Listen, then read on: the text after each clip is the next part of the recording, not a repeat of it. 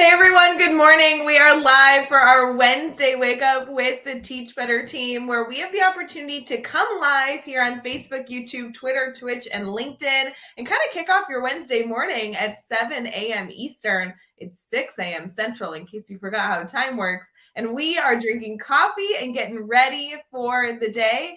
Katie Miglin is in the house with me, and we are excited to go through a teachable moment, a community spotlight. We have a morning challenge for you. If you're catching this after the fact, we so appreciate you subscribing and listening to Teach Better Talk podcast.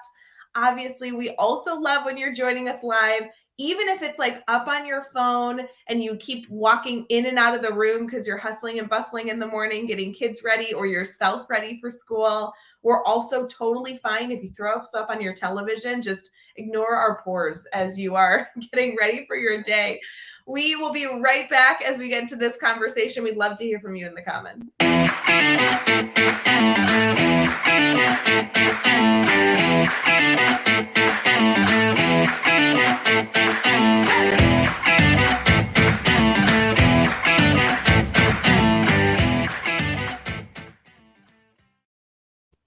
It's Wednesday Wake Up, friends. We are drinking coffee. Good morning. Good morning. Hey, Katie Miglin.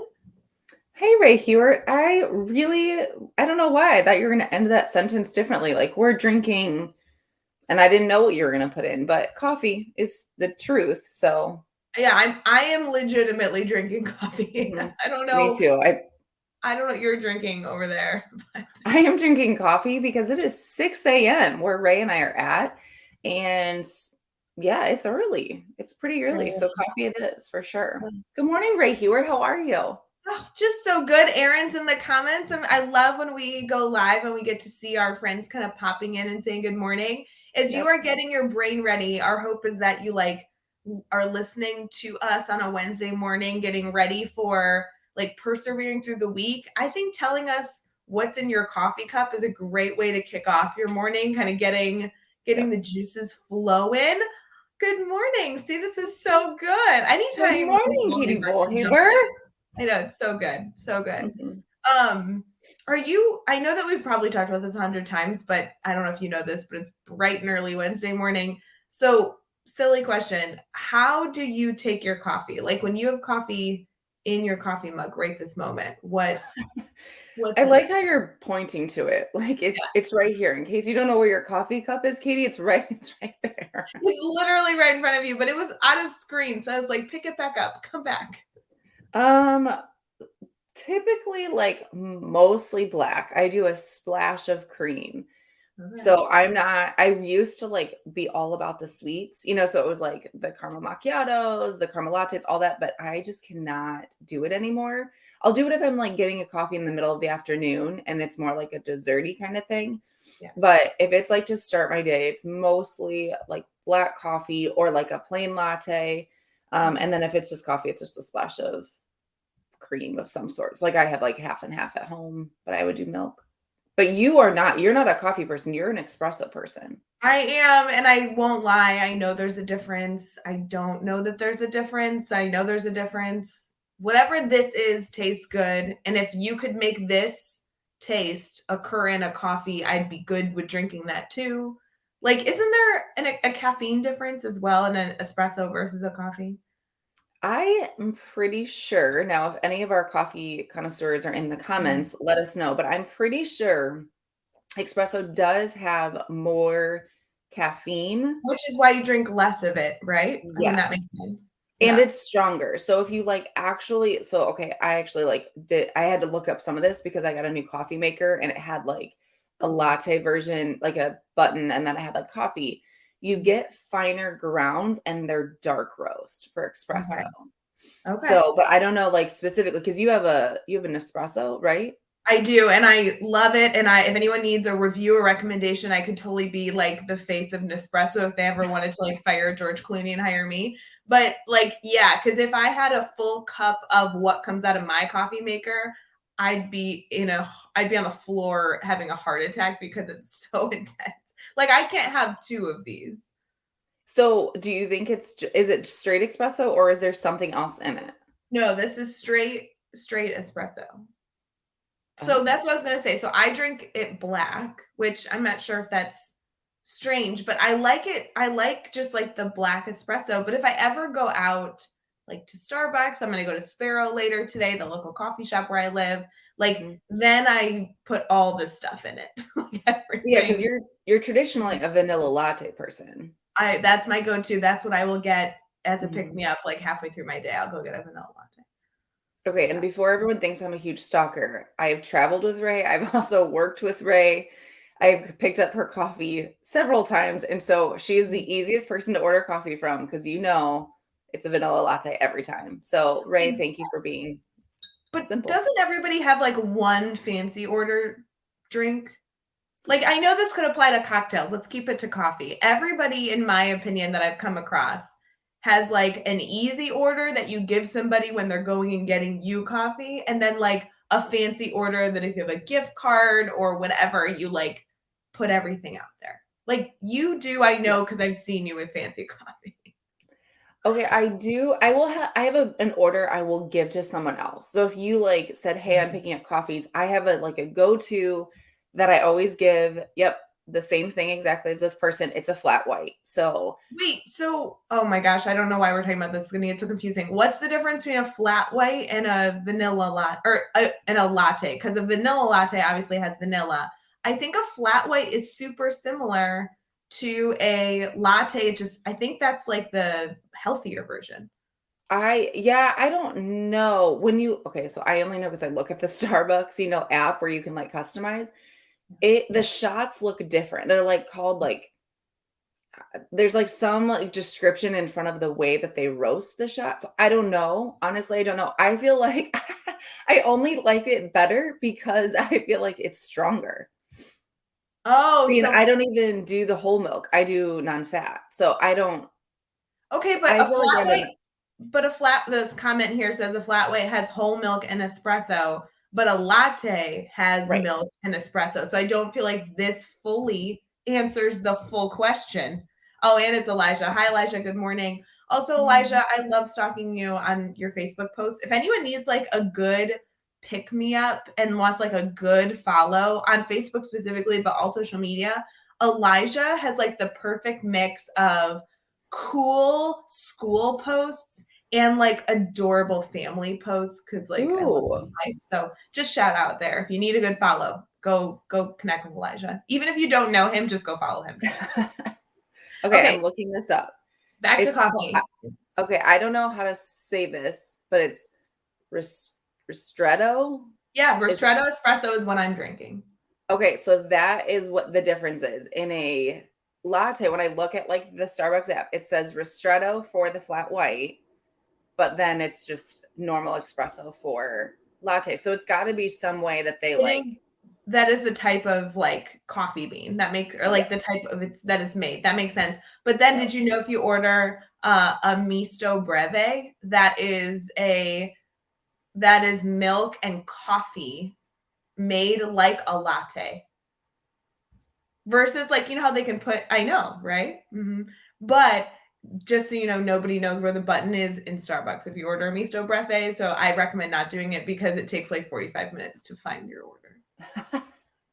Okay, wait. My follow up is I want to know everybody's most complicated, and we'll just go with Starbucks because it's like so traditional, but Starbucks order. Like, what's the order? If you have a gift card, I'm handing you a $50 Starbucks gift card. ooh. What are you ordering? I don't want your food. I just want what's your drink order that you can put as many things in it as you want. Katie, this is your test. Go for it. Well, I want to hear it in the comments too, but for you, Okay. let's hear it. So if you handed me a gift card, or if I have my free one from Yeah. like my points, Yes. I would almost always get at least 4 shots.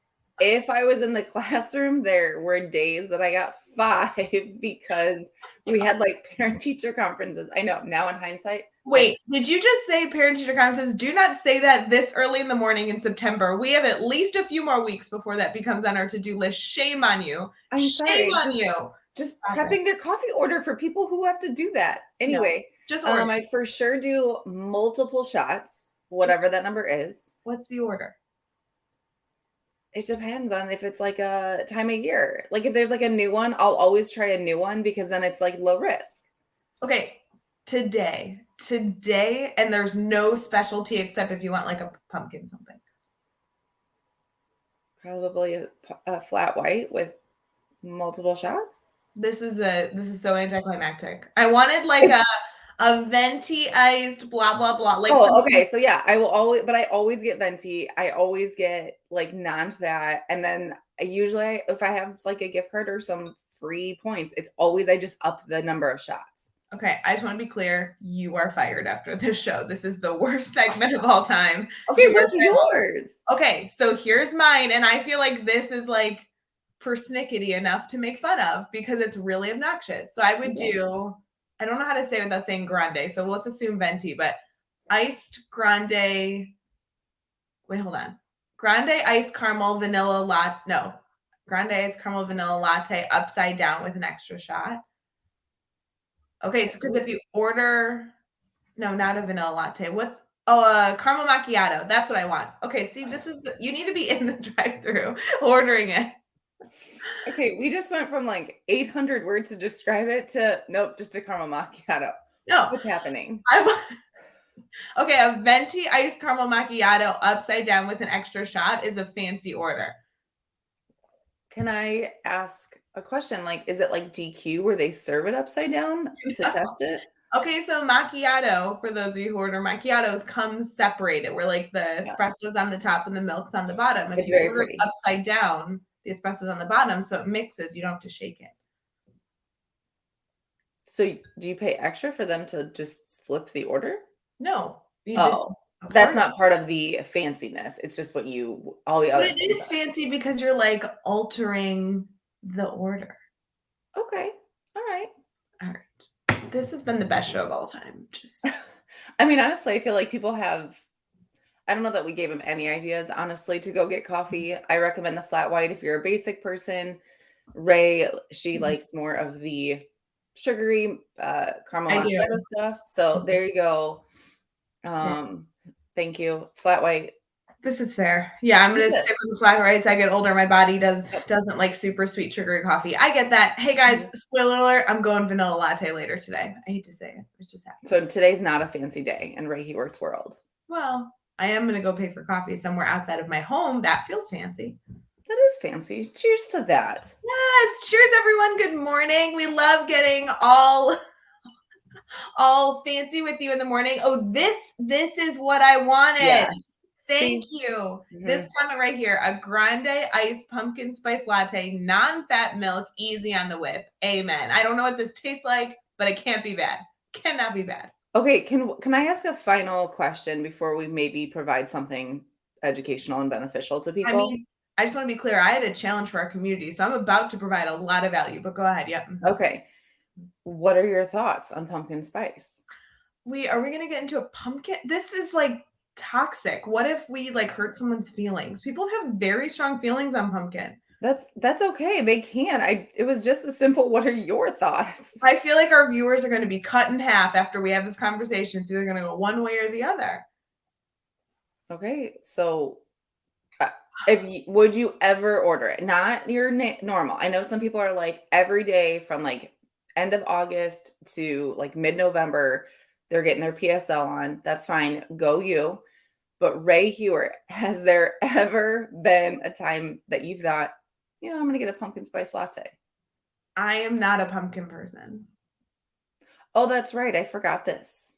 Yeah, So like no pumpkin in any, not just in coffee. I think on Thanksgiving, if somebody hands me a slice of pumpkin pie, I want it half a slice and I will enjoy it. That little pick me up. I love when I walk into like my friends' beautiful homes and they have a pumpkin scented candle. Yum. But I'm not a pumpkin person. Like I don't. So you're not like getting giddy, you don't have alarms on your phone about pumpkin things. No, wait, but you know what I do like that seasonal that is terrible for you, so I'm not actually condoning it, like a shamrock shake. Yum. Oh, But mhm. pumpkin, you know those like certain seasonal flavors, I wish that I liked it because I see how much joy it brings so many people, but I'm just not a pumpkin person. Mm-mm. Are Okay. you? I don't like pumpkin spice. I like pumpkin. So like bring on the pumpkin breads, pumpkin bars, pumpkin flavored, but I don't like pumpkin spice. So I honestly don't know that I've ever had a pumpkin spice latte. Maybe in October when we're together at the conference, that might be something that I dabble in, but I'm nervous it's too spicy. Like it's too much of that like nutmeg. Oh, I like that. I don't know. Maybe Mm-mm. we should do like a conference coffee run and just like all get something we've never gotten before, because that sounds like a great thing to do bright and early in the morning before a big day. Oh my gosh. I I just wanted to be clear, we will also have plain black coffee on standby if anyone orders poorly. Oh, I will say, like any of those coffees with sweeteners in it that like, a Keurig or like Nespresso where you Yeah. like put the pod in that has a flavor, that is the death of me. I can't be pro that. That's not my thing. Okay, so that's funny because I like plain black coffee, but I don't mind some flavored coffees. Like not the ones that are like the cream based, where then it comes out a different color. But like the coffee I have now, I think has like some hints of like caramel in it. Yeah, I know Jeff loves that too. Here's the deal. I have an entire bucket of like free Nespresso pods they send you that are flavored. If anyone needs to stop by my house, I'll make them a coffee in the morning with all of these pods because I don't know what to do with them because I'm sure they're wonderful coffees. I just can't drink them. So if anyone needs flavored Nespresso pods, I got you. Okay, so there we go. We've got it in the comments. Someone is adamant we have to have like one pumpkin spice latte in our life. So conference it is. Let's do it. That's mid-October. That's perfect. That's like pumpkin season. Yeah. We'll need a Okay. little pick me up. That's one thing that I vividly remember. You know how when you're in this like really exciting experience and like in some regard you like black out because you're like such on a high in excitement of whatever is going on. That's how Teach Better 2019 was. Like there are so many moments that I just like whoosh, like totally don't remember. But one thing I vividly, like it was yesterday, remember was I was standing in the hallway at the Teach Better conference in 2019, and Jackie, one of our ambassadors, who wasn't an ambassador at the time because that program didn't even exist, walked up to me with a vanilla latte and was like, in the middle of the day, was like, I got this for you. I wanted, like for a little pick me up. And I was like, I think you're my favorite person on the planet. So we all just That's need like awesome. maybe it's not the morning coffee, but it's like a halfway through conference. We'll all do flavored something. Oh, absolutely. I already like as I was putting together the schedules for individual people, I already was thinking like who are the people that are going to run out midday and grab us coffees because Right. I think we're going to need it. We Dave will. Schmittou, yes, we know that from a lot of people on our Teach Better team. We learned that from the retreat when we were all together is that we have a lot of coffee drinkers on the Teach Better team and the stronger the better. So Dave, True. I get it. Just for everybody listening on our podcast after the fact, when Katie doesn't read the comments to you, I've tried to get her to do it. So I'm sorry you're missing the fun content on the screen. I tried to coach her, podcast listeners. I've given her feedback. She's hopeless. So I'm sorry if she shares a comment on screen that you're not privy to because she won't read it to you. I apologize. I'm sorry. Dave Schmittou said he likes his coffee strong. Maybe, here's a way that we can solve that. Everyone should just start watching live. There we go. Thanks. I do. Oh my gosh, someone just brought up apple crisp. I feel like we're going into a whole different new thing now. I do love apple stuff, not apple coffee, but what's the apple drink that everyone drinks over Christmas? Cider? Oh, yum. Mm. Okay. All right. I've never had the apple crisp Starbucks, as someone mentioned in the comments. I did it, you guys. I did it. But I also would be open to trying that. So at the conference, there's 2 days. I could do pumpkin one day, apple the other. I am a big fan of celebrating all things apple in September and then transitioning to all things pumpkin in October. I don't like to forget about the apples of the world. So yeah, I don't dislike that rule, but I think I would celebrate apple more often than pumpkin just because I want it. Can you do apple in September, October pumpkin, and then go back to apple November, December? Well, I think November, it's like anything's fair game at that point. So like bring on the apple pie, bring on the pumpkin pie, bring on all the pies. I knew someone was going to bring this up. The teas now. Okay, this is a problem. We can get into teas too, but I love a good like black tea, Earl Grey, earthy tea. Like I like it strong. So some of the teas that are more like potpourri, I'll save that for somebody else. Oh, Dave Schmidt just compared the morning wake up to brain break. Ray, veto the conversation. Veto. We got to get back. Teachable moments. Let's go. Come on. We're going into teachable moments, but I do want to give a shout out Dave Schmitto in the comments, especially because Dave Schmitto is in the midst of a hurricane. So please, as a PSA, go reach out to our Teach Better family members. There's a ton of them in Florida or along the coast. We're not only sending you some good, loving, green heart vibes, but also if you have some time today and you want to kind of do something that's going to boost somebody else up as well as boosting yourself up, send somebody a message wishing them safety and wanting to make sure that them and their families are in a good spot. We'll be right back.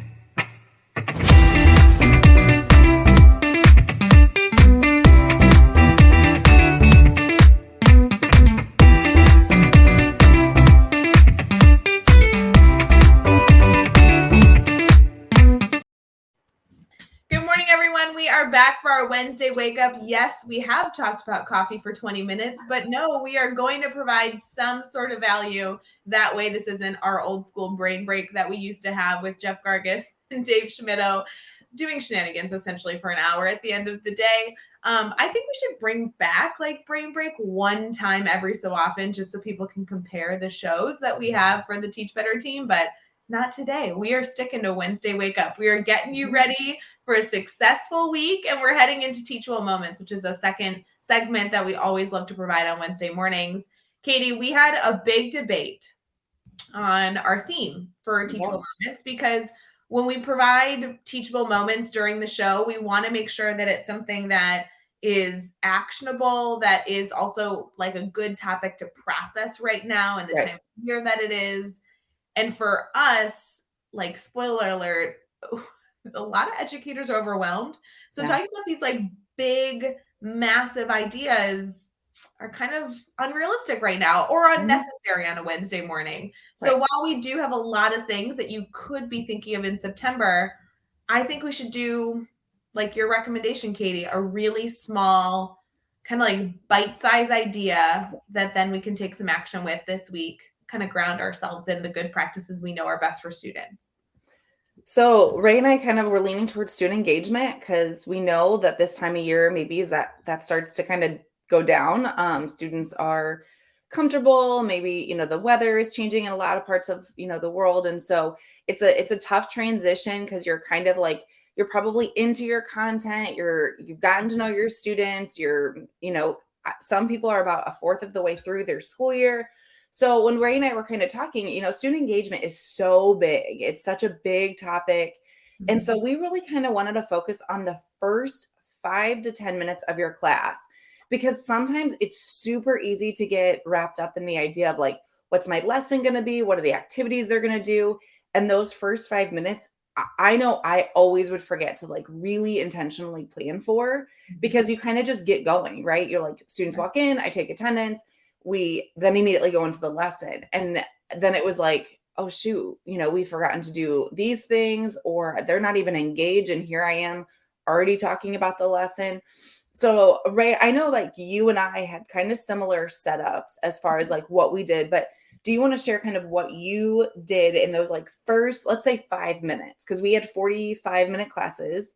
So obviously if you have a bigger class, you would do maybe a little bit longer, but like, what did you kind of focus on those first 5 minutes? Yeah, I think it's important to just say right off the bat in this conversation that every single educator should personalize their first 5 minutes. Absolutely. So I feel like I have recommendations. I know that Katie and I and Dave and Chad and Josh, all the members of the Teach Better team, Andrea, Megan, everybody that's out and supporting the school districts that we get to work with, the first 5 minutes is something that we have the opportunity to coach on quite frequently, because I think the first 5 minutes set the tone of your classroom. And so doing some reflection, maybe this morning, or maybe as you're kind of driving to work later today, that you're thinking through, what is the tone I want to set in my classroom? That should be like the overarching theme of those first 5 minutes, that to me is how you're going to really personalize it, Yep. is what your preference in the tone of that first 5 minutes. For me personally, Katie, I think you and I had similar tones we wanted to set, which is why our first 5 minutes looked super similar. Yes. For me, the first 5 minutes always focused on students entering my classroom, getting prepped to be successful for the day. And then I really wanted to emphasize coming together as a whole group before we went on our individual learning journeys. And I say individual, not meaning on your own, but individual, like every single student in that room was hopefully getting a personalized support in their work. Yes. And while a lot of that included group work and collaboration, they themselves were going to be on a learning journey. And I wanted to kind of like bring everyone together first and all get on the same page before we kind of dispersed in our own exploration. So let's talk about like what that looks like. But I know you and I both, as students walked in, had like a few key things. First was I love blasting music. I love the music, the jam, usually something really upbeat, sometimes something not, but I feel like the music really helped set the tone of the day. I know that you use that a lot in your classroom. Oh, absolutely. Yeah. It was, it'd almost feel weird if I had forgotten to turn it on for like the next class or something. But there was always loud music. I know we've talked before, but like students helped with that. They figured out which songs they wanted to play, and that's what we would play. Well, and something that I know you've discussed a lot is you have students help support you make your playlist. Yep. I love that. I know we've talked about that on the show before. Yep. Something I want to challenge our community here as you're thinking about music is music's going to allow you to set the tone for the energy level in your classroom. So bright and early in the morning, I wanted like pump up, excitement. Those are great energies to bring in. But like after lunch, sometimes my music was way more dimmed down. Like classical or jazzy music. Bring in a good saxophone anytime to my classroom. I'm thrilled. Right. Like that is to me maybe not even in, like necessarily the first 5 minutes. It's just like literally the first few seconds is like that energy level you have the opportunity as a teacher to control. Could be a good reflection for today. Absolutely. So music one. The other thing I knew we both had, and we do this totally different, so I think it's good for us to talk about it, is there was something displayed in some way, shape, or form. We had smart boards, if you have Promethean boards or projectors or something written on the board, something displayed that you expected the students to walk in and consume. So what was on yours? Because yours was very different than mine. Right. So it sounds like Andrea's dropping some comments in about hers, and mine is similar. So Andrea says like kind of a brain teaser, a goal, and then like a holiday. So mine was similar in that I had, what do you need out? So like, what does your space need to have on it? And so, it would be like a laptop, maybe a packet, a pencil. I would often have kind of the goal for the day, or like what we were going to work on. So kind of just a preview of what that class period was going to look like. Then their goal was what we were working towards. So in the grade method, that's what I would say, 2A is what the goal is. And then we would spend time talking about that. And then I would have something kind of silly. So it was honestly kind of a post-COVID decision. It was like when we were all remote and, we're all like desperate for engagement while students are home. That's when I transitioned to it. So my bell ringer oftentimes was something silly. So it was like 6 boxes of cereal, and it would say you can only keep one, or you can only get rid of one, or it was maybe like some sort of picture. It was like find the mistake, or it was just kind of something silly. Really, my goal was I wanted every student to walk in and feel like they could answer, if nothing else, they could answer one question that class period. And so that was kind of what started the day. Sometimes I would have like, hey, don't forget, you should have finished this yesterday, or like reminders, like don't forget to turn in your permission slip. And so that was like, I kind of always had those 3 categories. And then along the bottom was pictures of the supplies they needed. And I was consistent with that. We had that every single day, all year long. And so I just kind of stuck with that. And so they knew exactly what to expect when they walked in.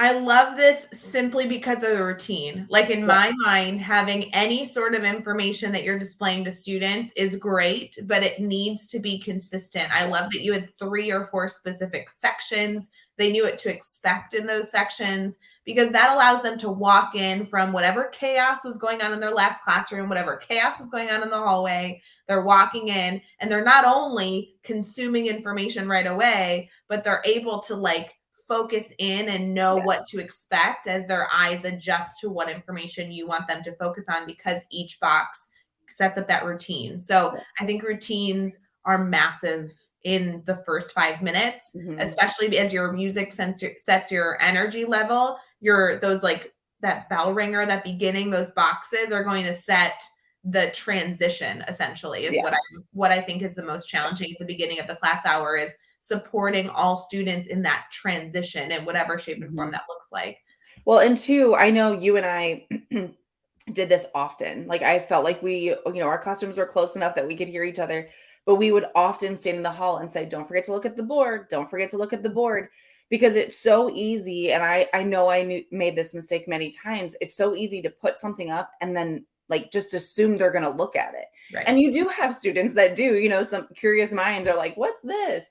But unless you're like directly saying what's important on that board, it's not gonna be as effective. And so that's super tricky too, because it's like you really have to remind yourself to talk about the thing that's on the board that's important. Well, and the truth is like, even when you're consistent, you have to remember that a lot of our students are entering into multiple classroom and multiple learning environments throughout the day. Whether at the elementary setting or middle school or high school, there is transitions to other rooms. And something I have really never fully understood or paid attention to until recently, when I get to be in a lot of different classrooms, is how busy classrooms can be. Yeah. And so as a teacher, we kind of live in our space more traditionally, at least a teacher that has like one assigned classroom. So we know that like the wall over there has exciting stuff, but it's really not important for the first 5 minutes. And the notebook over here, like there's a lot going on that we know to zone out. Our students don't necessarily always have those cues.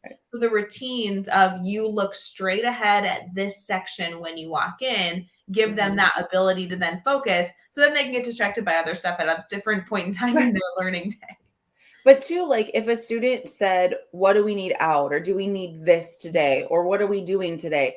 I wouldn't say anything other than "It's on the board." So then they knew that is also the source of their information, that they can get the stuff they need. They don't necessarily have to come to me.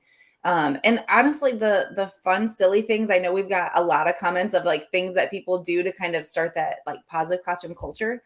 But that also was something that kids looked forward to. They looked forward to like there would be some big debates that would happen. And I'd hear it in the hallway of like, "This is what the math bell ringer is. What are you going to vote for?" It's like, oh my gosh, who knew that like bagel flavors was such a big deal? Or, I don't know. I love it. I think that's always such a fun way to get students excited to come into the room. And again, I really truly know that by getting some routines and predictability, then those moments that are different, like that question, become more exciting because they know exactly what to focus on. Yeah. My room looked a little bit different. I think for, again, teaching preferences, I don't think there's necessarily a wrong way to do this, but as you're reflecting on your own practices this morning, or whenever you're catching the show later, I think it's important to think about how much you want to keep up with for you personally as a teacher. Right. Because Katie, something I love about your morning question, there's morning jokes in the comments that people are messaging about, meant that every day I needed to think of one. And full transparency, that stresses me out like no other. And I know that it's going to be something I dropped the ball on, and I don't know that I would be successful keeping up with that unless I had somebody supporting me. Like if I had a student teacher that came up with that every morning, sign me up, or little things like that. So personally for me, I did way less, which I don't necessarily support. My like display was truly just a picture of what their desk needed to look like, and that was it. So rather than listing out bullet points, which I know a lot of educators get in the practice of, is like, you need your notebook, your laptop, and a pencil out.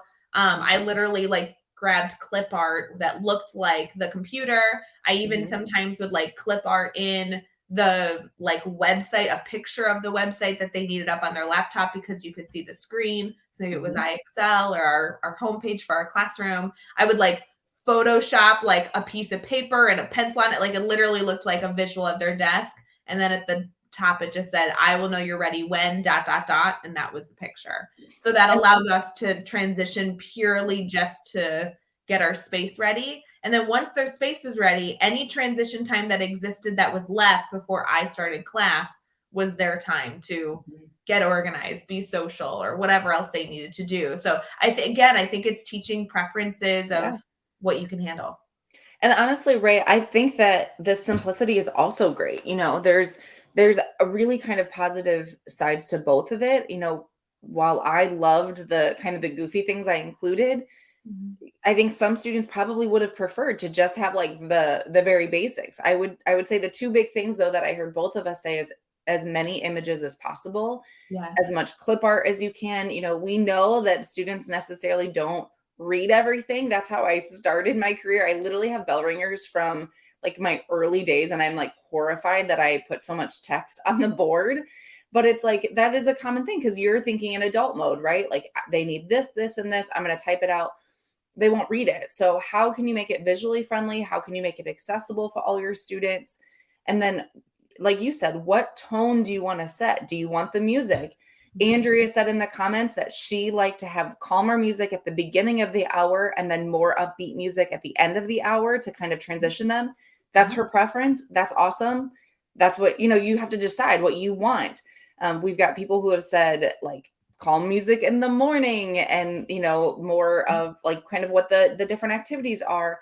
So whatever you decide, I would say though, consistency, stick to the routine. Everyone knew, every student that walked into Ray's room, they knew exactly what they were going to see on the board. When they walked into my room, they knew. We both worked next door to a teacher who every day had a political cartoon because he was social studies. And so the students knew to expect that. And so I think there's really no right or wrong way to do it as long as you're consistent and you provide the images, making it accessible for all students. Well, and a lot of what we've discussed with this is like utilizing students' five senses, right? You're walking in, and if a student is going to be engaged in their five senses, or maybe only three, like thinking through all of those sensories, right? Not only the music volume, the music energy, the visual. I mean, we say it all the time. I steal it from people who say it, and I don't remember to quote them, but clear is kind, right? The more clear and consistent you can be for students, the better. And the comical part of this entire conversation is that's not the first 5 minutes of class. That's like the first few millisecond moments of class, because typically you're getting all this prep during whatever transition time you have, the like 3 minutes students have to move between classes, or if you're in an elementary setting, they're just like coming back from music and this is what your classroom's prepped like. But typically then you have the 5 minutes to utilize. So Edie, I know we're pretty typical in this. I love starting my class kind of all together versus them going straight into work time. So I call it teacher time. It used to be like a mini lesson, but even then I felt then required to present new content. And that's not what my first 5 minutes of. My first 5 minutes of class is whatever I, as the professional in the room, think my students need, which could be joking around and socializing for 5 minutes and hearing about their weekend. It could be going over a common question I keep hearing that I want to make sure we address as a full class. It might be presenting new content. It might be, I don't know, having them do a survey that my principal told me I had to do that I forgot about. Like anything I want, that's my time I can pick. Right, exactly. It's really kind of whatever, we were both the same. It was like whatever we needed. I am appreciating though, I'm like reading some of the comments, like someone said starting the class with like a book it review, just like those first 5 minutes gives you an opportunity to kind of get settled. I was terrible, absolutely terrible at taking attendance. Shout out to all the teachers who get yelled at for not taking attendance. You're my people. Every single day I should have been fired. I just want to be clear, and I'm aware of it, and it's okay. Right. Absolutely. But, or if you want to start with something light, like you said, kind of a, like more of a classroom culture, I think you kind of decide what you want those initial minutes to look like because they go super fast. But I think also whatever you're going to do, whether it's something light, whether it's something more structured and content driven, you have to make sure that you are setting the rest of the class up for success. So I think that's where you and I were the same. If we felt like there was a common mistake students made, then we would address it in a mini lesson. sometimes it was behaviors. It was like, Oh, okay, I'm sick of putting all the comfy chairs back at the end of the day, guys.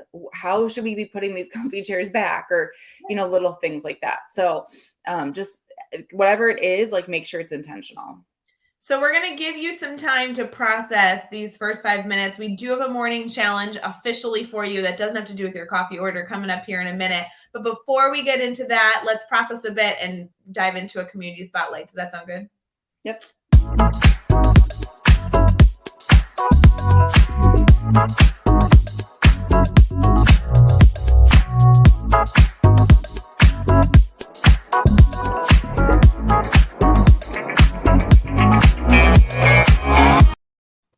Good morning, everyone. We are live for our Wednesday Wake Up with the Teach Better team, where we love to kick off midweek, welcome you into your Wednesday, and also get you set for success as you persevere through the rest of your week ahead, working with students, having an incredible impact.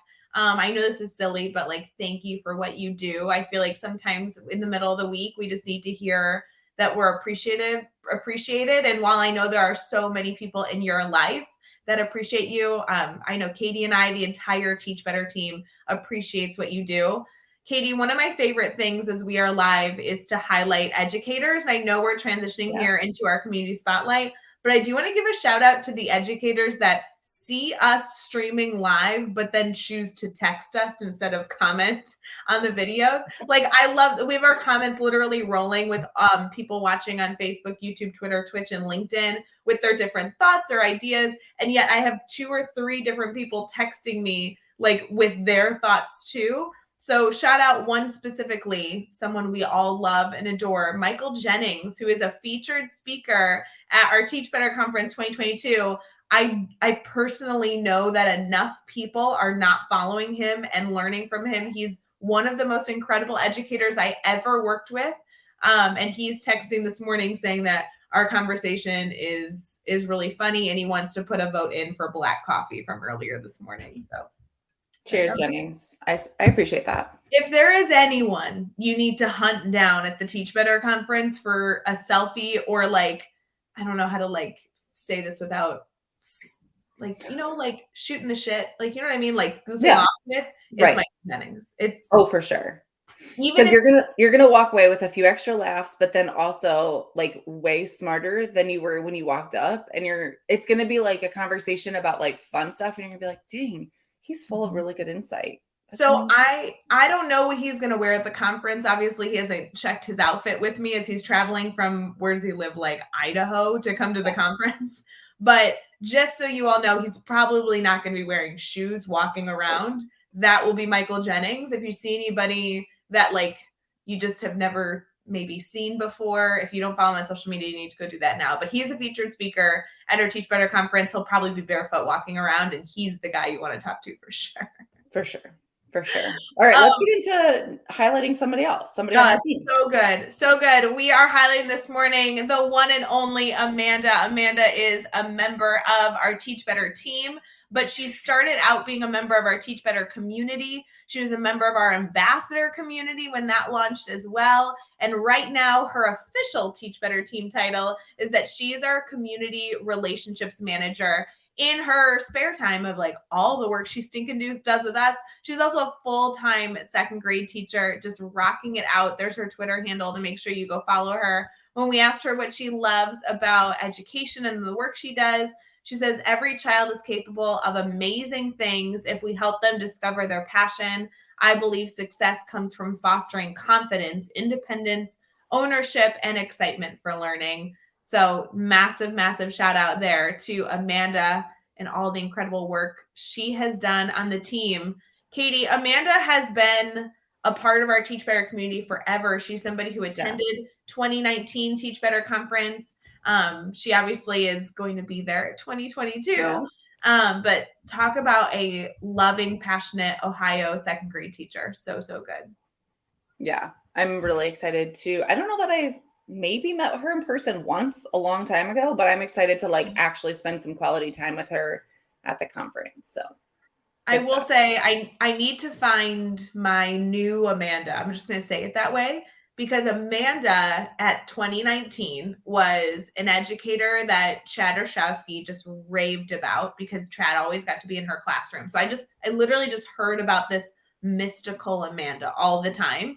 And then when we were at the Teach Better conference, I officially got to meet her. Felt like I was meeting a celebrity because like Jeff and Chad were so obsessed with her. But I always needed like somebody that I met at the conference that didn't know anybody else. I wanted to like always introduce them to the next person. So all I did, I feel like at the Teach Better conference when I met a new face was go and introduce them to Amanda and Maggie, who she was with, because they were like safe people to like then transition to like meeting a new face at the conference. So I need the next Teach Better equivalent. Who in the comments wants to be my go-to at the conference where when I meet a new friend, I go and introduce them to you? It's just like, it's going to be such a fun opportunity for people to be social. Yeah, absolutely. But Amanda's I love wonderful. Amanda. Love Amanda. I know it sounds silly and I know we need to transition here, but breaking down Amanda's role, Amanda literally gets a pot of money is essentially how she operates in her job. And she's the one that sends all the postcards, all the gifts, anything you ever get in the mail from the Teach Better team funnels through Amanda's department. And I personally think that would be like the death of me having to buy gifts for people. But I think that other people would love that job of just being a gift purchaser, right? Well, and that's the thing. She's so good at it. Like, So good. Yeah, like you get something and you're like, oh my gosh, this is like super personalized. And it's like, Amanda, she's like a fairy godmother. She just is like, ding. That is and like on the team, we, if we have children or spouses or, she sends postcards to all of them for their birthdays. I know I have 2 little girls in the house who love getting their Teach Better postcard. So Amanda is like the bringer of all the joy. Yes, she is. Or if we have somebody that we're talking to that's like on the show as a guest and we want to send them like a pick me up, we literally go to Amanda. And I mean, I would love to say that I like brainstorm with her, but I don't because I'm a terrible gift giver. And she's just like, oh, you want to make someone feel special? I got it. And then weeks later, I get a text from that person saying, oh my gosh, this is so sweet. Thank you for thinking of me. And I'm like, thanks, Amanda. You figured that out. And that's the thing. I don't think people realize she doesn't always get the thanks. She doesn't always get the praise. She doesn't even sometimes see that because, like you said, if you're having the conversation, we all know to reach out to Amanda and Amanda facilitates it. But often we're the ones getting the thank you versus Amanda. So shout out to Amanda for literally bringing all the things and all the positivity to our network because she's a fairy godmother. And I know it sounds lame because obviously, like, I am a part of the Teach Better team, but even when I get the Teach Better team postcard for my birthday, I'm like, hee, so fun. And she's like really good at timing it. Like there have been, I've only been on the team for like 3 birthdays, I think. And every single one, the postcard has come on my birthday. And I'm like, does she just stand outside my house and like wait to put it in the mailbox? I mean, I live kind of far from her, but maybe. No, all the way from Ohio. She drives all the way to Normal so that she can deliver your postcard. Yeah, so sweet. Yeah, that's not creepy. Anyway, Amanda will also be at the conference. So when you need a friendly face, or if you just want to say thank you for maybe a postcard you received or a little gift that you've received from the team, she's definitely in need for some like love and appreciation. So so good. And Erin, I totally agree. Erin in the comments is saying that she needs someone in her life because she's like not a good gift giver. I'm the same way. It's not because I don't love people. I just don't know how to. I agree. I don't know. No, you are so good at gift giving. I don't even want to hear it. I don't know. It stresses me out. Like Amanda, I just imagine it's like easy for her. It's not necessarily easy for me. I don't know. She enjoys it. Yeah. Well, so when you're doing your Christmas shopping this year, if you need somebody else to do it, call Amanda. Exactly. That's the takeaway. Ray, I've been hearing you mention this challenge. I've heard it a few times, and I think we need to hear it. We'll be right back.